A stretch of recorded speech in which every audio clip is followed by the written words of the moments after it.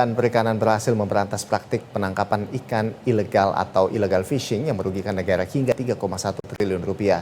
Sebanyak 112 kapal baik dari dalam negeri maupun luar negeri ini berhasil diamankan dari perairan Indonesia.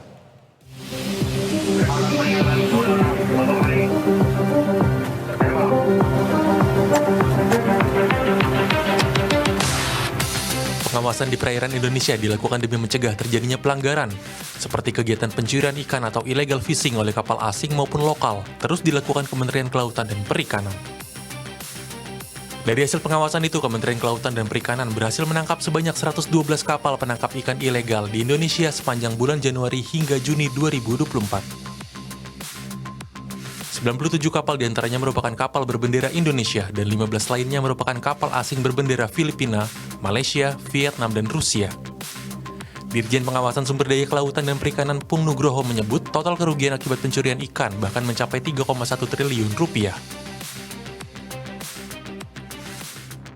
Total yang ada di kerugian valuasi yang bisa kita selamatkan dalam hal ini kurang lebih 3,1 triliun rupiah. Dari kerugian pelanggaran-pelanggaran yang ada.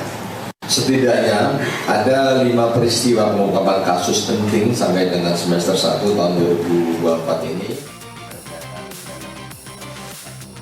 KKP juga telah mengungkap 5 kasus penting di perairan Indonesia, mulai dari kasus penangkapan illegal fishing berbendera Rusia di Laut Arafura, mengamankan pelaku transshipment dari kapal ikan asing ke kapal pengangkut ikan Indonesia yang telah berada di perairan Indonesia sekitar 1 tahun lamanya, penangkapan pelaku tindak pidana perdagangan orang oleh kapal ikan tanpa nama yang melibatkan WNI dan 6 WNA asal Tiongkok yang dibawa ke Australia, serta penangkapan 2 kapal ikan Filipina di Laut Samudra Pasifik dan menangkap 2 kapal ikan asing berbendera Vietnam di wilayah Natuna.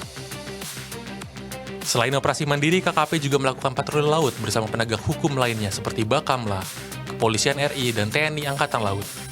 Di sisi lain, KKP melakukan operasi bersama dengan aparat penegak hukum laut dari negara lain, seperti Australia dan Malaysia untuk mengawal perairan di perbatasan.